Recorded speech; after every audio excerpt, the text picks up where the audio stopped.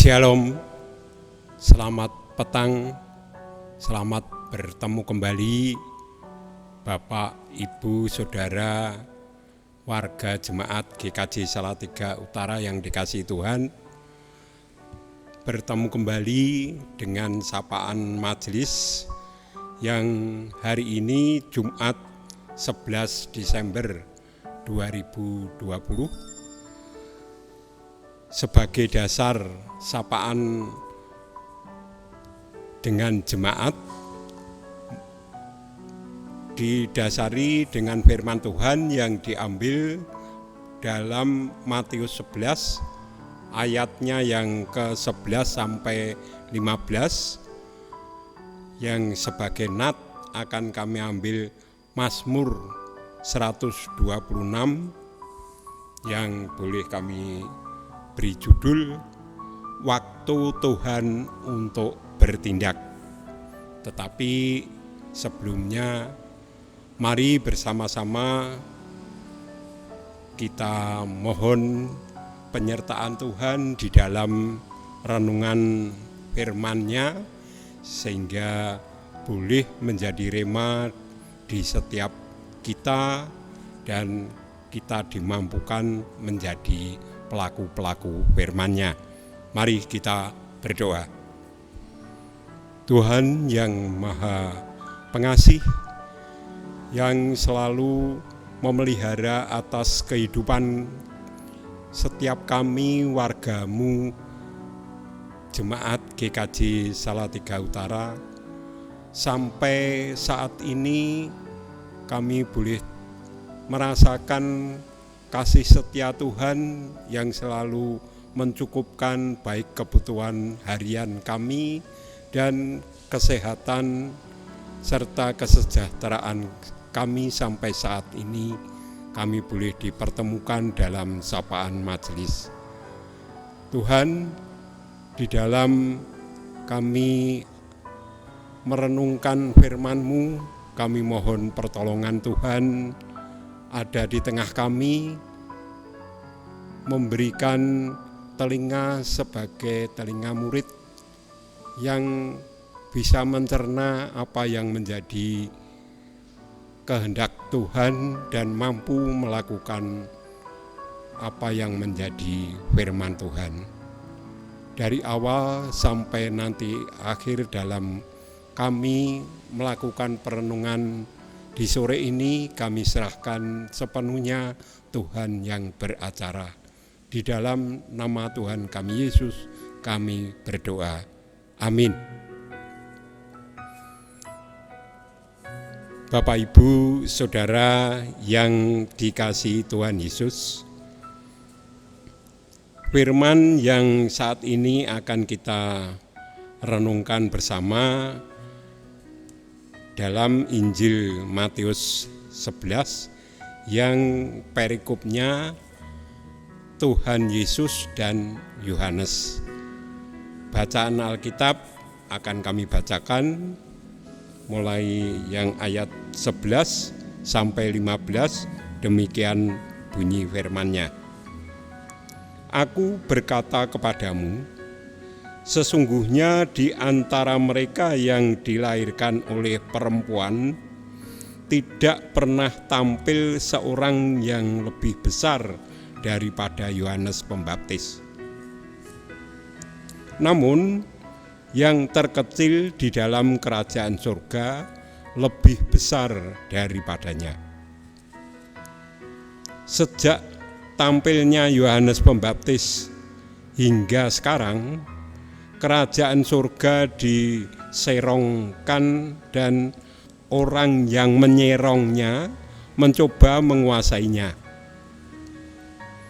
Sebab semua nabi dan kitab Taurat bernubuat hingga tampilnya Yohanes. Dan jika kamu mau menerimanya, ialah Elia yang akan datang itu. Siapa yang bertelinga hendaknya mendengar. Demikian sabda firman Tuhan. Sedangkan sebagai nats Saya ambil dalam Mazmur 126 yang demikian bunyi firman-Nya. Waktu untuk bertindak telah tiba bagi Tuhan. Mereka telah merombak Taurat-Mu.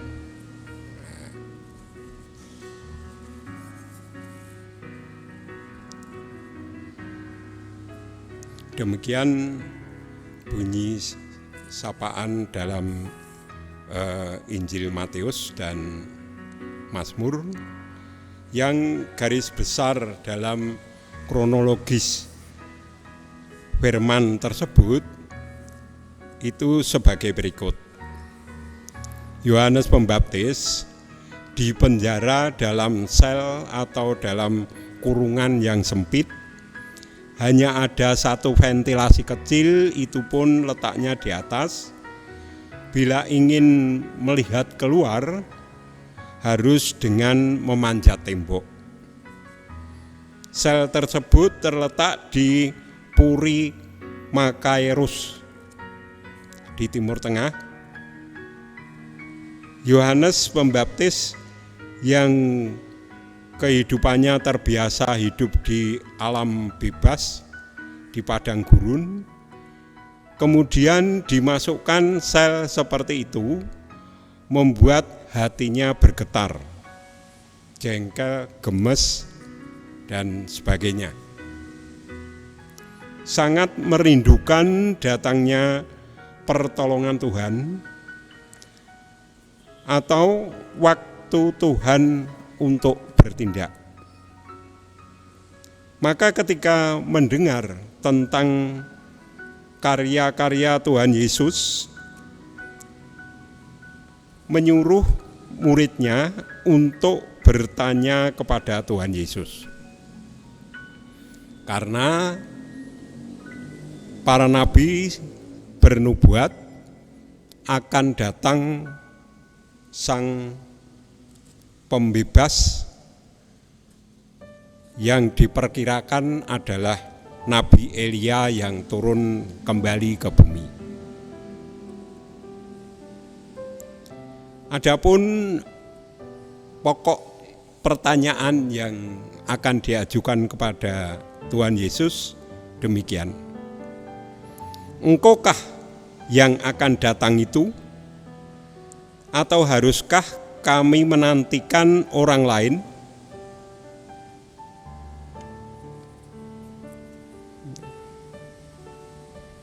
Ini dijelaskan dalam ayat yang ketiga. Tetapi jawab Yesus ada di ayat 4, 5, dan 6 dan akan saya bacakan demikian. Yesus menjawab mereka, "Pergilah dan katakanlah kepada Yohanes apa yang kamu dengar dan kamu lihat. Orang buta melihat, orang lumpuh berjalan, orang kusta menjadi tahir, orang tuli mendengar, orang mati dibangkitkan, dan kepada orang miskin diberitakan kabar baik. Dan berbahagialah orang yang tidak menjadi kecewa dan menolak aku." Demikian jawab Tuhan Yesus. Setelah para murid Yohanes Pembaptis pada pulang, Tuhan Yesus mulai berbicara kepada orang banyak yang sedang berkumpul di padang gurun. Maksud orang-orang banyak itu akan mendengar apa yang menjadi nubuat Yohanes.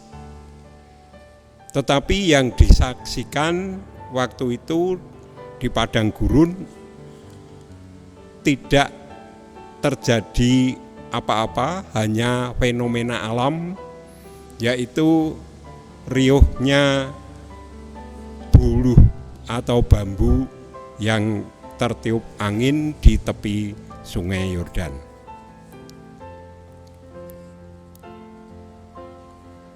Kepada orang banyak tersebut, Tuhan Yesus bercerita tentang Yohanes Pembaptis. Yang pertama, Tuhan Yesus memperlihatkan kehormatan yang besar kepada Yohanes, yang mana Yohanes adalah sebagai pendahulu dari yang mereka nanti-nantikan sebagai yang maha tinggi yang akan datang. Yang kedua, Tuhan Yesus menyatakan keterbatasan Yohanes yang terkecil dalam kerajaan surga adalah lebih besar dari dia. Dari peristiwa perikop Yesus dan Yohanes Pembaptis di atas, kita bisa merenungkan atau menyimpulkan perenungan yang demikian. Pertama, pemeliharaan Tuhan dengan Taurat Tuhan melalui para nabi itu telah diserongkan. Di dalam perikop ini saja bisa kita lihat di ayat 17 dan 19 yang kami bacakan demikian. Kami meniup seruling bagimu, tetapi kamu tidak menari. Kami menyanyikan kidung duka, tetapi kamu tidak berkabung.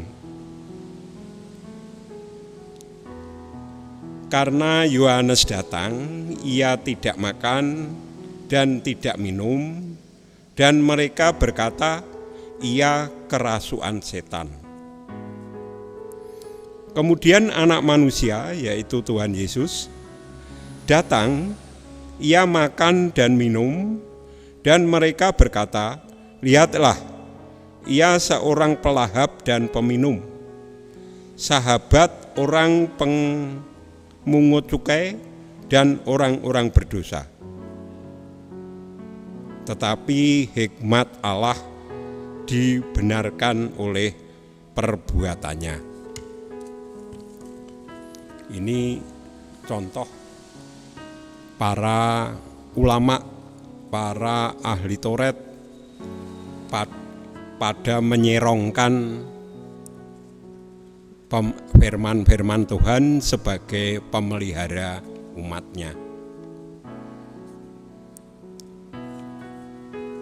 Yang kedua, kita bisa merenungkan kedatangan Yohanes itu menjadi proklamator yang menunjukkan datangnya hukum Tuhan yang baru di dalam Tuhan Yesus.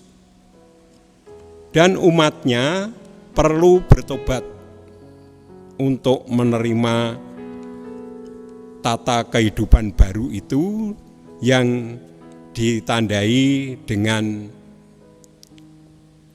pertobatan baptisan. Yang ketiga, Tuhan Yesuslah sebagai garis pemisah sejarah tata kehidupan dengan hukum kasih karunia yang tadinya adalah tata kehidupan hukuman atau dengan hukum Taurat. Kemudian setelah kehidupan Tuhan Yesus itu dengan hukum kasih karunia Tuhan. Kedatangan Tuhan Yesus berarti ada suasana surga memasuki bumi. Allah datang di dalam Tuhan Yesus. Tata kehidupan akan tidak sama dengan yang lalu. Jikalau seorang berada dalam Kristus, maka dialah ciptaan baru. Ini bisa kita lihat firman Tuhan di dalam 2 Korintus 5 ayat yang ke-17. Hal ini menjadi tanda atau bukti waktu Tuhan untuk bertindak, agar kita menjadi ciptaan baru di dalam Tuhan Yesus Kristus. Yang lama sudah berlalu, sesungguhnya yang baru sudah datang. Amin.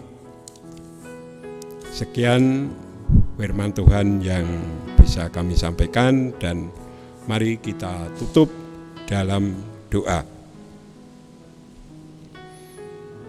Tuhan, terima kasih atas penyertaan Tuhan di dalam kami memahami perenungan sabda-Mu di sore ini, dan sempurnakanlah apa yang kami dengar dan apa yang kami bisa pelajari. Kiranya kehendak-Mu saja yang jadi. Bila terdapat kekurangan atau kesalahan, kiranya Tuhan mengampunkan dan menyempurnakan. Dan kami berserah penuh pada pemeliharaan penyertaan Tuhan selanjutnya. Dalam nama Tuhan kami Yesus, kami serahkan doa yang jauh dari sempurna ini. Amin.